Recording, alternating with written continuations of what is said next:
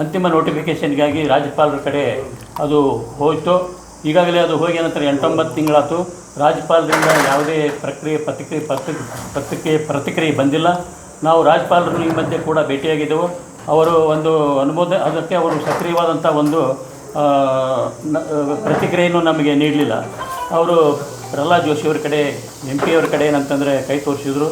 ಈ ಪ್ರಹ್ಲಾದ್ ಜೋಶಿಯವ್ರನ್ನ ಕೇಳಬೇಡಿ ಅಂತಕ್ಕಂಥ ಮಾತನ್ನು ಅವರು ಆಡಿದರು. ಸೊ ನಂತರದಲ್ಲಿ ಏನಂತಂದರೆ ನಾವು ಎಲ್ಲರನ್ನ ಭೇಟಿಯಾದೆವು. ಪ್ರಹ್ಲಾದ್ ಜೋಶಿಯವ್ರನ್ನ ಭೇಟಿಯಾದೆವು. ಅವರು ಅವಾಗ ಏನಂತಂದರೆ ಸಕ್ರಿಯವಾದ ಪ್ರಕ್ರಿಯೆ ತೋರಿಸಲಿಲ್ಲ. ಇದಲ್ಲದೆ ಏನಂತಂದರೆ ಅವರು ಮೊದಲು ಏನಂತಂದರೆ ಅವರೇ ಪ್ರತ್ಯೇಕ ಪಾಲಿಕೆ ಆಗಬೇಕಂತ ಹೇಳಿ ಸಂವಿಧಾನದಲ್ಲಿ 3 ಅಂಗಗಳಿದ್ದರೂ ಸಹ 4ನೇ ಅಂಗವಾಗಿ ಮಾಧ್ಯಮ ಕೆಲಸವನ್ನು ಮಾಡ್ತಾಯಿದೆ. ಇದು ಶ್ಲಾಘನೀಯವಾದದ್ದು. ಯಾಕಂದರೆ ಯಾವುದೇ ಸರ್ಕಾರ ಇರ್ಬೋದು ಅಥವಾ ಎಕ್ಸಿಕ್ಯೂಟಿವ್, ಈ 3 ಅಂಗಗಳಲ್ಲಿಯೂ ಸಹ ನ್ಯಾಯಯುತವಾದ ಅಥವಾ ಕಾನೂನುಬದ್ಧವಾಗ ವಿರೋಧವಾಗಿ ನಡವಳಿಕೆಗಳಾದಲ್ಲಿ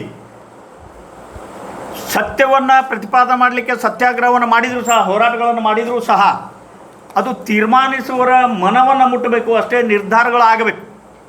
ಅದಕ್ಕೆ ಆ ಖಡ್ಗವನ್ನು, ಆ ಲೇಖನವನ್ನು ಮಾಡುವ ಪ್ರವೃತ್ತಿಯನ್ನು ತಾವು ರೂಢಿಸಿಕೊಂಡಿದ್ದೀರಿ. ಆ ಕಾರಣಕ್ಕಾಗಿ ಹೋರಾಟಗಳು, ನ್ಯಾಯಯುತವಾದ ಹೋರಾಟಗಳು ಫಲ ಕೊಡ್ತವೆ.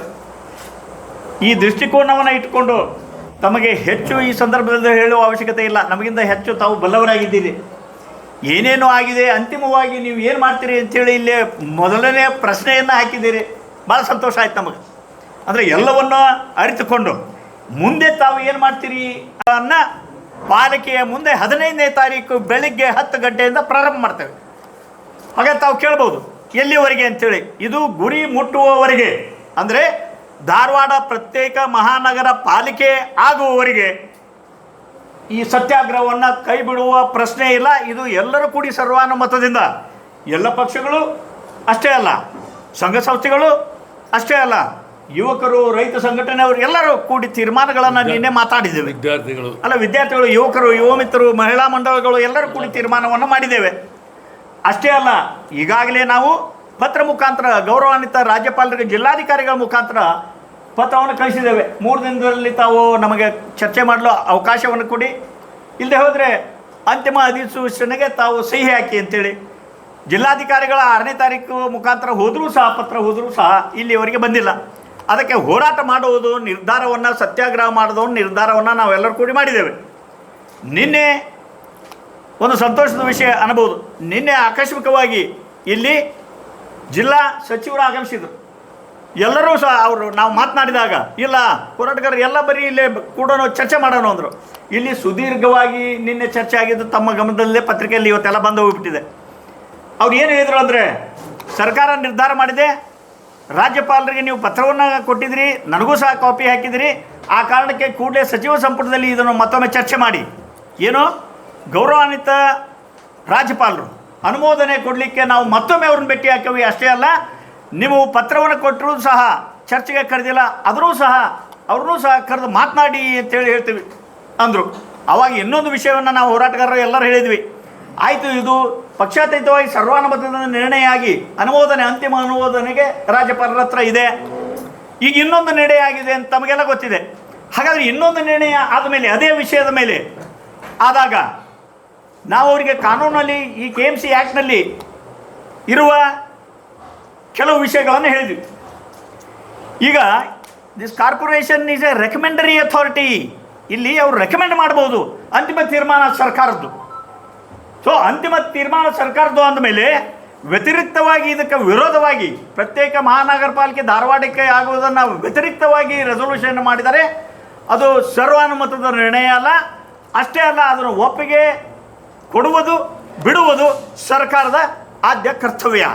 ಅದಕ್ಕೆ ತಾವು ಆಕಸ್ಮಿಕವಾಗಿ ಬಂದರೆ ಅದನ್ನು ನೀವು ತಿರಸ್ಕಾರವನ್ನು ಮಾಡಬಹುದು.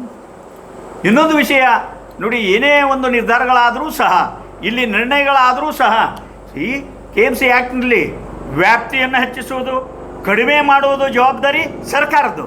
ಅದನ್ನೆಲ್ಲ ಕ್ರೋಢೀಕರಿಸಿ ಎಲ್ಲರಿಗೂ ಕಾಲಾವಕಾಶವನ್ನು, ಯಾರ್ಯಾರು ತಕರಾರುಗಳನ್ನು ಹಾಕ್ತಾರೆ ಕಾಲಾವಕಾಶವನ್ನು ಕೊಟ್ಟು ಅಂತಿಮ ಕರಡಿಗಾಗಿ, ಅಲ್ಲಿ ಅನುಮೋದನೆಗಾಗಿ ರಾಜ್ಯಪಾಲರಿಗೆ ಕೊಟ್ಟಿದೆ.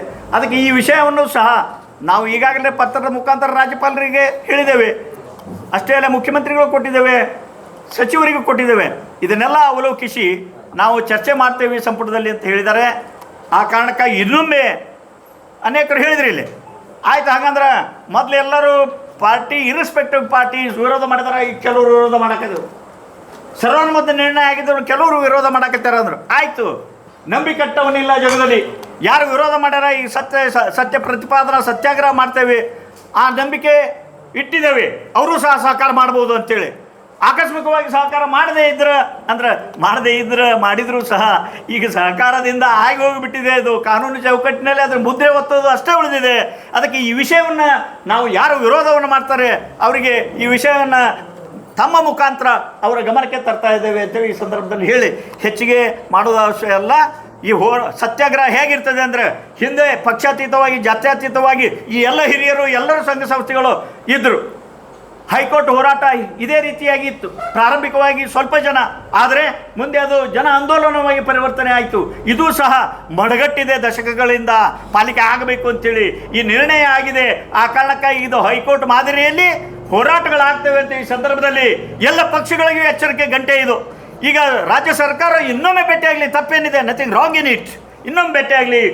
ಯಾರೋ ಬಿ ಜೆ ಪಿಯವರು ವಿರೋಧ ಮಾಡ್ತಾರೆ ಅಂದರೆ ಸಂಸದರಿಂದ ಹಿಡಿದು ಸಚಿವರಿಂದ ಹಿಡಿದು ಅವರೂ ಸಹ ಈ ಜನರ ನ್ಯಾಯಯುತವಾದ ಬೇಡಿಕೆಗಳಿಗೆ ಸ್ಪಂದನೆ ಮಾಡಿ ಈಗ ವಿರೋಧ ಮಾಡೋದು ಸರಿಯಲ್ಲ ಅಂಥೇಳಿ ಮತ್ತೊಮ್ಮೆ ಅವರಿಗೆ ಭಗವಂತ ಈ ಇದಕ್ಕೆ ಸಹಕಾರವನ್ನು ಕೊಡುವ ಯುಕ್ತಿಯನ್ನು ಶಕ್ತಿಯನ್ನು ಕೊಡಲಿ ಅಂಥೇಳಿ, ಬುದ್ಧಿಯನ್ನು ಕೊಡಲಿ ಅಂಥೇಳಿ ಅವರಿಗೆ ವಿನಂತಿಯನ್ನು ಎಲ್ಲ ಹೋರಾಟಗಾರರ ಪರವಾಗಿ, ವೇದಿಕೆಯ ಪರವಾಗಿ ಮಾಡ್ಕೊಳ್ತಾ ಇದ್ದಾನೆ.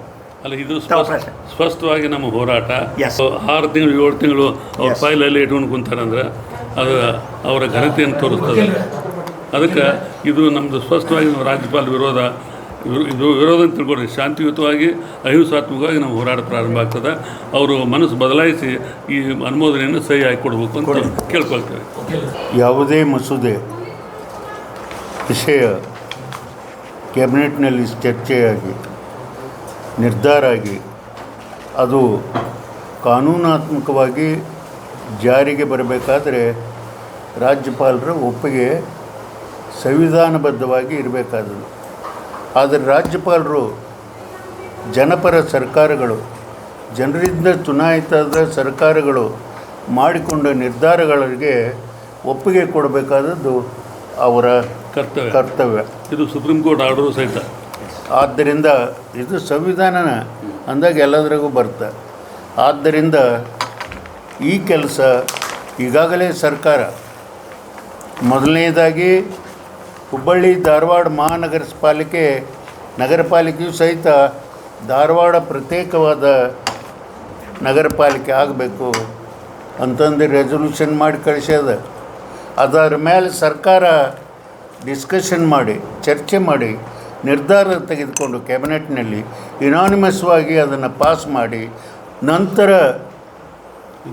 ವಿಧಾನಸಭೆ ಹಾಗೂ ವಿಧಾನ ಪರಿಷತ್ತಿನಲ್ಲಿ ಅದನ್ನಿಟ್ಟು ಎಲ್ಲ ಪಕ್ಷಗಳ ಸಹಮತದ ಮೇಲೆ, ಒಮ್ಮತದ ಮೇಲೆ ನಿರ್ಧಾರ ಮಾಡಿ ಗವರ್ನರ್ ಒಪ್ಪಿಗೆ ಕಳಿಸಿದ್ದಾರೆ. ಕಾನೂನುಬದ್ಧವಾಗಿ, ಸಂವಿಧಾನಬದ್ಧವಾಗಿ ಅದಕ್ಕೆ ಒಪ್ಪಿಗೆ ಕೊಡಬೇಕಾದದ್ದು ಗವರ್ನರ್ ಕರ್ತವ್ಯ. ಅದನ್ನು 6 ತಿಂಗಳ ಒಳಗಾಗಿಯೇ ಒಪ್ಪಿಗೆ ಕೊಟ್ಟು ಕಳಿಸ್ಬೇಕು. ಇಲ್ಲದೆ ಹೋದರೆ ಅದರ ಮೇಲೆ ಏನೇನು ತಪ್ಪಿದೆಯೋ ಒಪ್ಪಿದೆಯೋ ಕ್ಲಾರಿಫಿಕೇಷನ್ ಕೇಳಿ ಅದನ್ನು ಮುಖ್ಯ ಕಾರ್ಯದರ್ಶಿಗೆ ಕಳಿಸಿ ಆ ಕ್ಲಾರಿಫಿಕೇಷನ್ ತೊಗೋಬೇಕು. ಅವರು ಆ ಕೆಲಸನೂ ಮಾಡಿಲ್ಲ.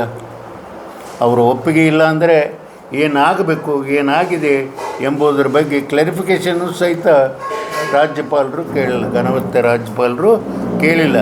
ಇದು ಬಹಳ ವಿಚಿತ್ರವಾದ ಪ್ರಸಂಗವನ್ನು ಕರ್ನಾಟಕದಲ್ಲಿ ನಾವು ಅನುಭವಿಸ್ತಾ ಇದ್ದೇವೆ. ಇವತ್ತು ಧಾರವಾಡ ಇಡೀ ರಾಜ್ಯದಲ್ಲಿಯೇ ಈ ರಾಜ್ಯದ ಸಾಂಸ್ಕೃತಿಕ ರಾಜಧಾನಿ 2 ನಿಮಗೆ ಗೊತ್ತಿರಲಿ, ಮೈಸೂರು ಹಾಗೂ ಧಾರವಾಡ. ಮೈಸೂರಿನಲ್ಲಿ ಮಹಾರಾಜರ ಕೃಪಾ ಕಟಾಕ್ಷದಿಂದ ಅಲ್ಲಿ ಎಲ್ಲ ಕೆಲಸಗಳು ನಡೀತಾ ಇದ್ದರೆ, ಧಾರವಾಡದಲ್ಲಿ ಜನರ ಬೆಂಬಲದಿಂದ ನಡೀತಾ ಇದೆ. ಅದಕ್ಕೆ ಮೂಲ ಶಕ್ತಿ ಕೊಟ್ಟಂಥದ್ದು ಕರ್ನಾಟಕ ವಿದ್ಯಾವರ್ಧಕ ಸಂಘ. ಅದೆಲ್ಲ ಬಹಳ ಇಡೀ ರಾಜ್ಯದಲ್ಲಿ ಕನ್ನಡಕ್ಕೆ ಕನ್ನಡ ನಾಡಿಗೆ ಕರ್ನಾಟಕ ಜನತೆಗೆ ಶಕ್ತಿ ಕೊಟ್ಟಂಥ ಸಾಂಸ್ಕೃತಿಕ ಶಕ್ತಿ ಇದ್ದಂಥದ್ದು ಕರ್ನಾಟಕ ವಿದ್ಯಾವರ್ಧಕ ಸಂಘ. ಎಲ್ಲ ಹೋರಾಟಗಳಲ್ಲಿ ಮೊದಲಿಂದ ಸ್ವಾತಂತ್ರ್ಯ ಹೋರಾಟ ಇರಲಿ ಕರ್ನಾಟಕ ವಿದ್ಯಾವರ್ಧಕ ಸಂಘದಿಂದಲೇ ಪ್ರಾರಂಭ ಆಗುತ್ತೆ. ಅಂದಿನ ನಾಯಕರುಗಳಾದ ದ.ಪ. ಕರ್ಮರ್ಕರ್ ಅವರು, ರಂಗನಾಥ್ ದಿವಾಕರ್ ಅವರು ಹಾಗೂ ಇನ್ನುಳಿದ ಎಲ್ಲರೂ, ಅದಲ್ಲದೆ ಕರ್ನಾಟಕ ಏಕೀಕರಣದ ರೂವಾರಿಯಾದಂಥ ನಿಜಲಿಂಗಪ್ಪನವರಿಗೆ ಹಾಗೂ ಗುಡ್ಲೆಪ್ಪನವರಿಗೆ ಶಕ್ತಿ ಕೊಟ್ಟದ್ದು ಕರ್ನಾಟಕ ವಿದ್ಯಾವರ್ಧಕ ಸಂಘ. ಇವತ್ತು ಮರಳಿ ಧಾರವಾಡಕ್ಕೆ ಪ್ರಾಧಾನ್ಯತೆ ಬರಲಿಕ್ಕೆ ಕಾರಣ ಧಾರವಾಡ ಎಷ್ಟು ಅತ್ಯಂತ ಸಾಂಸ್ಕೃತಿಕ, ಸಾಹಿತ್ಯಿಕ ಹಾಗೂ ವಿದ್ಯಾ ಕಾಶಿಯಾಗಿದೆಯೋ ಅದನ್ನು ಶಕ್ತಿಯುತಗೊಳಿಸಿದವರು ಅಂದಿನ ಕಂಬಳಿ ಸಿದ್ದಪ್ಪನವರು, ಅಟಾಳ್ ರುದ್ರಗೌಡರು, ರಂಗನಾಥ್ ಮಿಶ್ರಾ ಅವರು, ರಂಗನಾಥ್ ದಿವಾಕರ್ ಅವರು. ಹುಬ್ಬಳ್ಳಿಯವ್ರಿಗೂ ತೊಂದರೆ ಇಲ್ಲ, ಬೇರೆ ಯಾರಿಗೂ ತೊಂದರೆ ಇಲ್ಲ. ದಯಮಾಡಿ ಇದನ್ನು ನಾವು ತಿಳಿಸ್ಬೇಕಾಗಿತ್ತು. 2 ಮಹಾನಗರ ಪಾಲಿಕೆ ಆದರೆ ನಮ್ಮ ಅನುದಾನ ಹೆಚ್ಚಾಗುತ್ತೆ, ಅವ್ರಿಗೂ ಹೆಚ್ಚಾಗುತ್ತೆ, ನಮಗೂ ಹೆಚ್ಚಾಗುತ್ತೆ ಮತ್ತು ಇಲ್ಲಿಯ ಅಭಿವೃದ್ಧಿಗೆ ಅನುಕೂಲ ಆಗುತ್ತೆ. ಇದು ಧಾರವಾಡದ ಪರಿಸ್ಥಿತಿಯೇ ವಿಚಿತ್ರ, ಅಷ್ಟು ವಿಶೇಷವಾದದ್ದು. ವಿಚಿತ್ರ ಅನ್ನೋದಕ್ಕಿಂತ ವಿಶೇಷವಾದದ್ದು. ಅದಕ್ಕೆ ಶಕ್ತಿ ಕೊಡೋ ಕೆಲಸವನ್ನು ನಾವೆಲ್ಲರೂ ಮಾಡಬೇಕು. ಆ ದೃಷ್ಟಿಯಿಂದ ಧಾರವಾಡಕ್ಕೆ ಪ್ರತ್ಯೇಕ ಮಹಾನಗರ ಪಾಲಿಕೆ ಆಗಬೇಕು ಎಂಬ ಹೋರಾಟವನ್ನು ಪ್ರಾರಂಭಿಸಿದ್ದಾರೆ ಸನ್ಮಾನ್ಯ ನಮ್ಮ ಮಾಚಕ್ನವರು ಹಾಗೂ ಪಾಟೀಲರು ಹಾಗೂ ಇನ್ನುಳಿದ ಎಲ್ಲ ಸ್ನೇಹಿತರು ಸೇರಿ ಇದನ್ನು ಪ್ರಾರಂಭ ಮಾಡಿದ್ದಾರೆ. ಅದಕ್ಕೆ ನಮ್ಮ ಸಂಪೂರ್ಣವಾದ ಬೆಂಬಲ ಹಾಗೂ ಶಕ್ತಿ ಕ್ರೋಢೀಕರಿಸಿ ಕೆಲಸ ಮಾಡಬೇಕು ಅನ್ನೋ ನಿರ್ಧಾರವನ್ನು ನಾವು ಈಗಾಗಲೇ ತೆಗೆದುಕೊಂಡಿದ್ದೇವೆ. ಭಾರತದ ಸಂವಿಧಾನ ಡಾಕ್ಟರ್ ಅಂಬೇಡ್ಕರ್ ನಿಯುಕ್ತಿಗೊಳಿಸಿದಂಥ ಸರ್ಕಾರ ತೆಗೆದುಕೊಂಡಂಥ ಸಂವಿಧಾನದ ಪ್ರತಿನಿಧಿಯಾಗಿ ಅವ್ರದ್ದೇನು ಸಂವಿಧಾನದ ಕಕ್ಷೆಯನ್ನು ರಕ್ಷಿಸ್ತಕ್ಕಂಥ ಅಷ್ಟೇ ಕೆಲಸ, ಅದ್ರ ಪರವಾಗಿ ಕೆಲಸ ಮಾಡ್ತಕ್ಕಂಥ. ಅದು ಏನಾಯ್ತಲ್ಲ ಆ ಪಾಯಿಂಟ್ ಭಾಳ ಕಾನೂನು ಅಡಿಯಲ್ಲಿ ಅಂತ ತಾವು ಕೇಳಿದ್ರಿ. ಹಾಗಂದ್ರೆ ಕಾನೂನು ಅಡಿಯಲ್ಲಿ ಇವರು ಸವಿಸ್ತರವಾಗಿ ಹೇಳಿದರು. ಆದರೂ ಕಾನೂನು ಅಡಿಯಲ್ಲಿ ಅಂತ ತಾವು ಕೇಳಿದಾಗ ಇಲ್ಲಿ ಒಂದು ರೆಕಮೆಂಡರಿ ಇನ್ ನೇಚರ್ ಅಂತ ಬರ್ತೈತಿ. Corporation is A recommendatory authority, ಕಾನೂನುಬದ್ಧವಾಗಿ recommendatory authority on the basis of the recommendation passed by the corporation unanimously. This issue has been taken by the state government, passed a unanimous resolution on both the houses and sent the file for final notification to the honorable governor. So ಆವಾಗ ಹಂಗಂದ್ರೆ ಈಗ ತಾವು ಕೇಳಿದ್ರಲ್ಲ ಪ್ರಶ್ನೆ ಮಾಡ್ಯಾರಲ್ರಿ ಅಂದ್ರೆ, ಮಾಡಿದ ಮೇಲೆ it's a recommendatory authority, final decision is the government, they have taken a decision. ಅದಕ್ಕೆ ಹಾಗಾದರೆ ಮುಂದೆ ಏನು ಈ ಡಿಸಿಷನ್ನಿಗೆ ಅನುಮೋದನೆಯನ್ನು ಅವ್ರು ಕೊಟ್ಟಿಲ್ಲ ಅಂಥೇಳಿ, ಅನುಮೋದನೆ ಎಲ್ಲ ಕೊಟ್ಟಿಲ್ಲ ಅಂದ್ರೆ ಇಲ್ಲಿ ಇನ್ನೊಂದು ಮಾಡ್ಯಾರ ಅನ್ನೋದು ತಾವು ಪ್ರಶ್ನೆ ನೆಕ್ಸ್ಟ್ ಕೇಳ್ತೀರಿ. ಅದಕ್ಕೆ this is a doctrine of occupied field ಅಂತ ಬರ್ತೈತಿ ಕಾನೂನಿನೊಳಗೆ. ಅಂದರೆ ಒಂದು ಪ್ಲೇಸ್ನೊಳಗೆ ಇದು ಆಕ್ಯುಪೇಷನ್ ಆಗಿ ಹೋಗಿಬಿಟ್ಟಿದೆ, ಬೇರೆಯವ್ರದ್ದು ಪ್ರಶ್ನೆ ಬರೋದೇ ಇಲ್ಲ. ಯಾಕಂದರೆ that post or that issue is occupied ಅಂದಾಗ ಇಲ್ಲಿ the state government has already occupied the field by initiating the bifurcation process under the section 3 subclause 4 of KMC Act. The power to alter the limits rests exclusively with the state government. ಮುಂದೆ ಅದು ಅಲ್ಟರ್ ಇದ್ರ ಮಾಡೋದು ಸಹ ಅದಕ್ಕೆ ಆ ಪವರ್ನಲ್ಲೇ ಅವ್ರು ಮಾಡಿ ಹೋಗಿಬಿಟ್ಟಿದ್ದಾರೆ. ದಿ ಲೋಕಲ್ ಬಾಡಿ ಕಾರ್ಪೊರೇಷನ್, ಈಗ ಹೇಳ್ತೇನೆ ತಮ್ಮ ಪಾಯಿಂಟ್ಗೆ, the local body can not veto the states legislative functions. ಇವ್ರು ಮಾಡಕ್ಕೆ ಬರೋದೇ ಇಲ್ಲ. ಸೊ ಇಲ್ಲಿಗೆ ಎಂಡ್ಸ್ ದಿ ಮ್ಯಾಟರ್. ಈಗ ಗವರ್ನರ್ ಹತ್ರ ಐತಿ, ಆಯ್ತಪ್ಪ ಗವರ್ನರು ಮಾಡಬೇಕಾಗಿತ್ತು, ಮಾಡಿಲ್ಲ. The following legal principles support our case. ಹೆಂಗೆ ಇಲ್ಲಿ ಲೆಜಿಸ್ಲೇಟಿವ್ ಕ್ಯಾರೆಕ್ಟರ್ ಆಫ್ ರೆಗ್ಯುಲರೈಸೇಷನ್ ಒಂದು ಸ್ಟೇಟ್, ಈ ಸುಪ್ರೀಂ ಕೋರ್ಟ್ ಡಿಸಿಷನ್ನಲ್ಲಿ ಹೇಳ್ತಾರೆ, UP state of UP Pradhan Sangh ಅದರೊಳಗೆ ಸಮಿತಿಯವರು ಮಾಡಿದ್ದದು.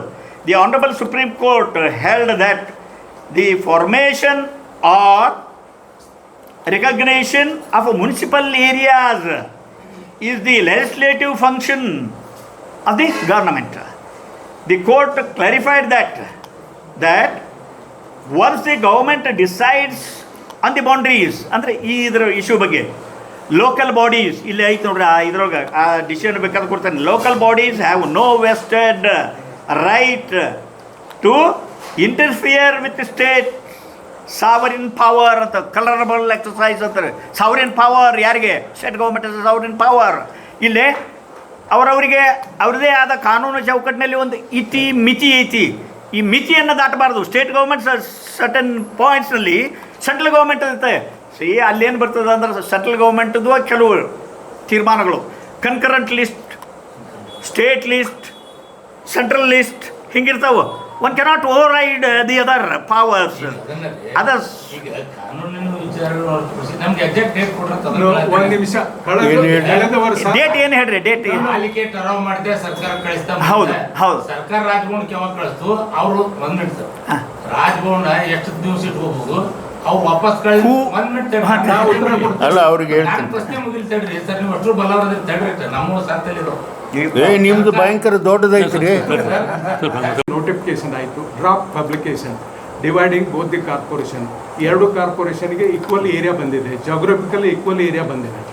ಆಮೇಲೆ ಅಬ್ಜೆಕ್ಷನ್ಸ್ ವಗೇರೆ ಕಾಲ್ ಫಾರ್ ಬಂದಿದ್ದು ಸುಮಾರು 29 ಅಬ್ಜೆಕ್ಷನ್ಸ್ ಬಂದಿದ್ದು. ಆ ಅಬ್ಜೆಕ್ಷನ್ಗೆಲ್ಲ ಆನ್ಸರ್ ಮಾಡಿಬಿಟ್ಟು ಏಪ್ರಿಲ್ ಎಂಡಿಗೆ it has gone to the governor's office. April end ಹೋದ ವರ್ಷದಿಂದ ಇದು ಪೆಂಡಿಂಗ್ ಇದೆ. ನಾವು ಜೂನ್ದಲ್ಲಿ ಗವರ್ನರಿಗೆ ಭೇಟಿಯಾಗಿದ್ದೀವಿ, ವಿಳಂಬ ಆಯಿತು ಅಂತ ತಿಳ್ಕೊಂಡು. ಗವರ್ನರ್ದ ರೆಸ್ಪಾನ್ಸು ಸರಿ ಇರಲಿಲ್ಲ. It is a administrative approval ಅಷ್ಟೇ, it is a gazette notification approval. ಅದು ಮಸೂದೆ ಅಲ್ಲ, ಏನೂ ಅಲ್ಲ. It is a routine administrative approval. ಮಸೂದೆ ಅದು ಆದ್ರೆ ಬಹಳಷ್ಟು ಲೀಗಲ್ ಕಾಂಪ್ಲಿಕೇಶನ್ ಅದು ಬರ್ತಾವೆ. It is only administrative routine. ಹಿಂಗೆ ಬಂತಂದ್ರೆ ಹಿಂಗೆ ಸಹಿ ಮಾಡಿ ಕಳಿಸುವಂಥದ್ದು ಅದು. ಆದರೆ ನಿಮಗೆ ಗೊತ್ತಿದೆ ಯಾವ ಕಾರಣಕ್ಕಾಗಿ ಅವ್ರು ತಡೆ ಹಿಡಿದ್ರು. ಇಂಥ ರುಟೀನ್ ಅಡ್ಮಿನಿಸ್ಟ್ರೇಟಿವ್ ಅಪ್ರೂವಲ್ಲು ಅದನ್ನು ಕೂಡ ರುಟೀನ್ ಕೋರ್ಸಾಗ ಅನುಮೋದನೆ ಆಗಿ ಹೋಗಬೇಕು. ಇದಕ್ಕೆ ಟೈಮ್ ಲಿಮಿಟು ವಗೇರೆ. ಟೈಮ್ ಅಂದರೆ ಒಂದೇ ದಿನ ಅನುಮೋದನೆ ಆಗಿ ಕಳಿಸ್ಬೋದು, ಬೇಡ ಅಂತಂದ್ರೆ ಇಟ್ಕೊಂಡು ಕೊಡ್ಬೋದು. ನಾವು ಗವರ್ನರ್ ಆಫೀಸಲ್ಲಿ ಅಸೈಟ್ ಏನು ಮಾಡಿರ್ಬೇಕಾರ ಹಾಗೆ ಇಟ್ಟು ಬಿಡ್ರಿ ಅಂತ ಹೇಳಿಬಿಟ್ಟಿದ್ದಾರೆ ಅಂತ ತಿಳಿತಾ. ಸರ್ಕಾರದವರು ಒಮ್ಮೆ 2 ಸಾರಿ ರಿಮೈಂಡರ್ ಕಳಿಸಿರ್ಬೇಕು. ರಿಮೈಂಡರ್ ಆ್ಯಕ್ಚುಲಿ ಗವರ್ನರ್ಗೆ ಕಳ್ಸೋಕ್ಕೆ ಬರೋದಿಲ್ಲ, ನೆನಪು ಮಾಡೀವಿ ಅಂತ ಹೇಳಿ ಸೆಕ್ರೆಟ್ರಿ ಅವರು ನಮ್ಮ MLA ಅವರು ನಮ್ಮ ವಿನಯ್ ಕುಲಕರ್ಣಿ ಅವರು ಫೋನ್ ಮಾಡಿದಾಗ ಹೇಳಿದರು. ಬಟ್ ಆದರೂ ಕೂಡ ಬಂದಿಲ್ಲ, ಅದು ಬರೋದು ಇಲ್ಲ. ಈ ರೀತಿ ಏನಾದರೂ ನಾವು ಒತ್ತಾರೆ ಹಾಕಿ ಇದು ಮಾಡದೆ ಹೊರತು ಅದು ಕ್ಲಿಯರ್ ಆಗೋದಿಲ್ಲ. ಅಲ್ಲ ಸರ್, ಈಗ ರಾಜ್ಯಪಾಲರು ವಾಪಸ್ ಏನು ಸರ್ಕಾರ ಕಳಿಸಿಲ್ಲ. ಹಾಗೆ ಇಟ್ಕೊಂಡು ಕೂತಿದ್ದಾರೆ. ಕಳಿಸಿದ್ರು, ಕ್ವೆರಿ ಮಾಡಿದ್ರು, ಕಳಿಸಿದ್ದೀವಿ. ಪ್ರೈಮ್ ಮಿನಿಸ್ಟರ್ ಬರೆದಿದ್ದೀವಿ, ಸೆಂಟ್ರಲ್ ನಮ್ಮ ಹೋಮ್ ಮಿನಿಸ್ಟರ್ಗೂ ಕೂಡ ಕಳಿಸಿದ್ದೀವಿ, ರಾಜ್ಯಪಾಲರಿಗೂ ರಿಮೈಂಡರ್ ಕಳಿಸಿದ್ದೆ, ಆಮೇಲೆ ಮುಖ್ಯಮಂತ್ರಿಯವ್ರು ಕಳಿಸಿದ್ದೀವಿ, ಎಲ್ಲ ನಮ್ಮ ಸಚಿವರಿಗೂ ಕೂಡ ಆನಂತರ ನಾವು ರಿಮೈಂಡರ್ ಕಳಿಸಿದ್ದೀವಿ. ಎಲ್ಲಿಂದ ಏನೂ ರೆಸ್ಪಾನ್ಸ್ ಬಂದಿಲ್ಲ, ನನಗೆ ಬಂದಿಲ್ಲ. ಇವ್ರಿಗೇನೋ ಒಂದು ಕಳಿಸಿದ್ದಕ್ಕೆ ಒಂದು ಎಕ್ನಾಲೇಜ್ ಬಂದತಿ ಅಂತ ಹೇಳಿ ನಮ್ಮ ಪಾಟೀಲ್ರು ಹೇಳ್ತಾ ಇದ್ರು. ಅದು ಬಿಟ್ಟರೆ there is no response from any of these offices. ಆಮೇಲೆ ನಾವು ಯಾವಾಗ ಕ್ಲಿಯರ್ ಮಾಡ್ತೀರಿ ಅಂತ ಹೇಳಿ ಒಂದು RTI ಕೆಳಗಿನ ಅಪ್ಲಿಕೇಶನ್ ಕೂಡ ಕಳಿಸಿದೆ ಗವರ್ನರ್ ಆಫೀಸ್ಗೆ. ಅದಕ್ಕೂ ಕೂಡ ಅವರು ರಿಪ್ಲೈ ಕೊಡಲಿಲ್ಲ, ಏನೋ ಒಂದು ಬೇಗ ರಿಪ್ಲೈ ಕೊಟ್ಟು ಬಿಟ್ಟರು. ನಾವು ಗೌರ್ಮೆಂಟ್ಗೂ RTI ಕೇಳಿದರೆ ಯಾವಾಗ ಏನು ಮಾಡ್ತೀರಿ ಅಂತ ಕೇಳಿದರೆ ಇದು ಸ್ಟಿಲ್ ಇನ್ ದ ಪ್ರೊಸೆಸ್ ಅಂತ ಹೇಳಿ ತಿಳ್ಕೊಂಡು ಅವರು ಉತ್ತರ ಕೊಡಲಿಲ್ಲ. ಬೇಗಾಗಿ ಒಂದು ರಿಪ್ಲೈ ಕೊಟ್ಟು ಅವರು ಪ್ರೆಸಿಡೆಂಟ್ ಆಫ್ ಇಂಡಿಯಾ, ಪ್ರೈಮ್ ಮಿನಿಸ್ಟರ್ಗೂ ಸಹ, state chief ministers, chief secretary ಅವರಿಗೂ ಸಹ, ಎಲ್ಲರಿಗೂ ಸಹ ನಾವು ಮನವಿಯನ್ನು ಕೊಟ್ಟಿದ್ದೇವೆ. ಈ ಕಾನೂನು ಏನು ಹೇಳ್ತಿದೆ ಅಂತಲೂ ಹೇಳಿದ್ದೇವೆ. Justice delayed is justice denied. ಅದಕ್ಕೆ ಈ ಹೋರಾಟವನ್ನು ಇದು ನೋಡಿ, ನಾವು ಇದು ಹೋರಾಟಗಳಲ್ಲ, ದಯಮಾಡಿ ತಮ್ಗೆ ಗೊತ್ತೈತೆ. ಇದು ಸತ್ಯ ಪ್ರತಿಪಾದನಾ ಸತ್ಯಾಗ್ರಹ. ಏನು ಸತ್ಯ ಪ್ರತಿಪಾದನಾ? ಇದು ಸತ್ಯ. ಏನು ರೆಸೊಲ್ಯೂಷನ್ ಆಗಿದ್ದು ಸತ್ಯ. ಸರ್ಕಾರ ನಿರ್ಧಾರ ಮಾಡಿದ್ದು ಸತ್ಯ. ಸರ್ಕಾರ ನಿರ್ಧಾರವನ್ನು ಅನುಮೋದನೆಗಾಗಿ ರಾಜ್ಯಪಾಲರಿಗೆ ಕಳಿಸಿದ್ದು ಸತ್ಯ. ರಾಜ್ಯಪಾಲರು ಇನ್ನೂ ಕಳಿಸಿಲ್ಲ, ಅದು ಸತ್ಯ. ಹಾಗಾದರೆ ಏನು ಮಾಡಬೇಕು? ಅದಕ್ಕೆ ಸತ್ಯ ಪ್ರತಿಪಾದನಾ ಸತ್ಯಾಗ್ರಹವನ್ನು ಮಾಡ್ತಾ ಇದ್ದೇವೆ, ಸ್ಟ್ರೈಕ್ ಅಲ್ಲ. ಶಾಂತಿಯುತವಾಗಿ ಸತ್ಯವನ್ನು ಪ್ರತಿಪಾದನೆ ಮಾಡಲಿಕ್ಕೆ ಸತ್ಯಾಗ್ರಹ. ಅದಕ್ಕೆ ಇದು ಯಾವುದೇ ಸಂದರ್ಭ ಬಂದರೂ ಸಹ ಇಲ್ಲಿ ಕೈ ಬಿಡುವ ಪ್ರಶ್ನೆ ಇಲ್ಲ.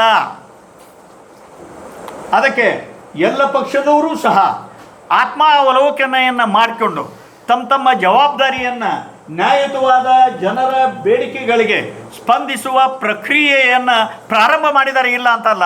ಆ ಪ್ರಾರಂಭ ಅಂತಿಮವಾಗುವವರೆಗೂ ಸಹ ಜವಾಬ್ದಾರಿ ಎಲ್ಲ ಪಕ್ಷಗಳದ್ದು ಸಹ ಇದೆ ಅಂಥೇಳಿ ನನ್ನ ಹೋರಾಟಗಾರರ ಒಪಿನಿಯನ್. ಜನಾಂದೋಲನ ಇದು. ಹೌದು, ಜನಾಂದೋಲನ ಇದು. ಆ ವಿಚಾರಕ್ಕಾಗಿ ನೋಡಿ, ಎಲ್ಲ ಘಟ್ಟಗಳು ಮೀರಿದ ಮೇಲೆ ಇದು ಈಗ ಗವರ್ನರ್ ಇಮ್ಮಿಡಿಯೇಟ್ಲಿ ಡಿಸಿಷನ್ ತೊಗೋಬೋದು. ಇದನ್ನು ತಗೊಳ್ಳಿಲ್ಲ ಅಂದ್ರೆ ನಾವು ಮತ್ತೆ ಲೀಗಲ್ ಫಾರ್ಮ್ಯಾಟ್ನೊಳಗೆ ಹೋಗ್ಬೇಕಾಗ್ತದೆ. ಎಸ್ ಅಲ್ಲ, ಈಗ ಅದಕ್ಕೆ ರಾಷ್ಟ್ರಪತಿಗೂ ಎಲ್ಲ ಕಳಿಸಿದ್ದೇವೆ. ಇದನ್ನು ಈಗಾಗಲೇ ಕಳಿಸಿದ್ದೇವೆ. ಈ ರಿಟ್ಟನ್ನು ನಾವು ಕಡೆಯ ಹಂತ, ಯಾಕಂದ್ರೆ there are so many decisions, ಕೊನೆಯ ಹಂತವಾಗಿ ಅದು ಆಗದೇ ಇದ್ರೆ ನಂಬಿಕೆಟ್ಟವನಿಲ್ಲ ಈ ಜಾಗದಲ್ಲಿ ನಂಬೇವಿ. ಅಲ್ಲಿ ಕರ್ನಾಟಕ ಸರ್ಕಾರ ಮಂತ್ರಿಗಳು ಮತ್ತೆ ಹೋಗ್ತಾರಲ್ಲ, ಹೌದಾ, ಈಗ ನಾಳೆ ರೋಗ ಡೆಲಿಗೇಷನ್ ಹೋಗ್ತಾರೆ.